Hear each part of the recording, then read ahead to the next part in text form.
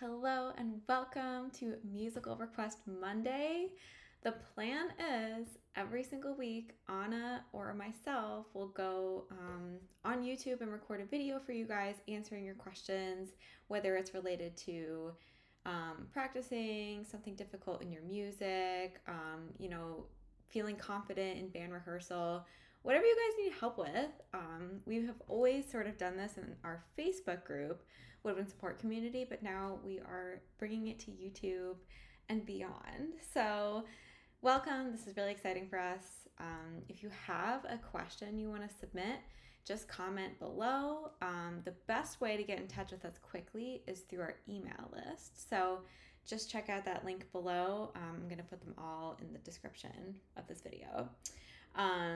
Yay! Okay, so last housekeeping thing. If you want to support future Musical Monday request videos, the best way you can do it is one, by asking us questions, but also by liking this video and subscribing to our channel. It helps us reach more people because, believe it or not, a lot of people have the same questions you do. So here we go. This week's video is about sight reading, how to get better at sight reading.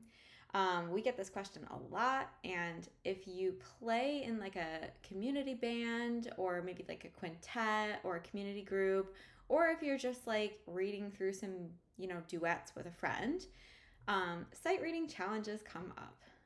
It's really useful to get better with sight reading because it allows you to be a little bit more flexible and be able to just play a piece of music. That's the ultimate goal, is to just get handed a piece of music and be like, yeah, I could play this without having to like stress practice for like 10 hours. Okay, so first things first, when you are sight reading, the first thing you want to do is look at the key signature. This is actually where your scales come in handy, and why I always recommend that students feel really confident with all of their major and minor scales to the point where they could play them memorized. If you have your scales memorized, you know those fingerings like the back of your hand. You are way more likely to feel confident playing in those keys because you don't have to think so hard about, what notes to play. So let's say that the key signature is in concert E flat. You already know that because you had the key signature memorized. You know your E flat scale super, super well. Now you know what you're getting into.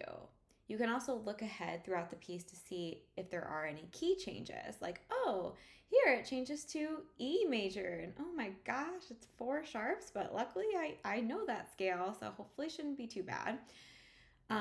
Sort of things like that. So that's the first step, is to know the key signature. The second step is to know the time signature. So the time signature is the part that has the numbers at the beginning. So sometimes it says 4/4 or 6/8, or another thing that's pretty common is for it to say C. That's common time, which is 4/4, or cut time, which is C with like a slash through it.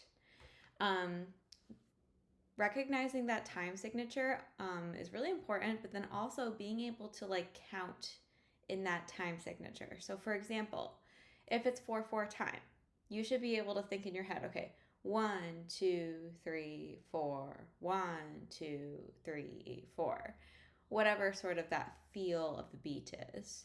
If it's in 6/8 time, you know that, oh, okay, this is like, triple. We have like 2 sets of 3s. So it's going to feel like a 1, 2, 3, 2, 2, 3, 1, 2, 3, 4, 5, 6. Just as examples. If you don't feel confident with time signatures or key signatures, I would highly recommend learning those. We teach all about those in the music theory unit at Virtual Woodwind Academy, because those parts of music theory are like the most important, and you want to get feeling really confident about both those things. Like, it's almost like you're able to conduct yourself. That's the ultimate goal. Like, you should open up a piece and be like, oh, cool, it's 6/8 time and it's adagio. So that means that the feel is going to be like a 1, 2, 3, 4, 5, 6, 1, 2, 3. Or you get a piece that's in 3/4 and it's allegro, and you're like, oh, okay, it's going to be a little bit faster. So maybe it's like a 1, 2, 3, 1, 2, 3. So if you aren't able to do that currently, you probably need to spend just a little bit more time studying time signatures. So just to recap, key signatures, time signatures, and then when you are actually sight reading, the last thing you do, and this is, I love doing this, but it gets a little bit tricky depending on like how much coffee you had that day. But you want to look ahead to the next note. So after you play, like let's say you play the first couple of notes, you are constantly looking ahead to see what's coming up. Any surprise accidentals, any surprise difficult rhythms, any, I don't know, big jumps like an octave up or an octave down that you have to pay attention to. Being able to look ahead a little bit is really useful because it can help prepare you, because we don't have time to prepare. We're sight reading.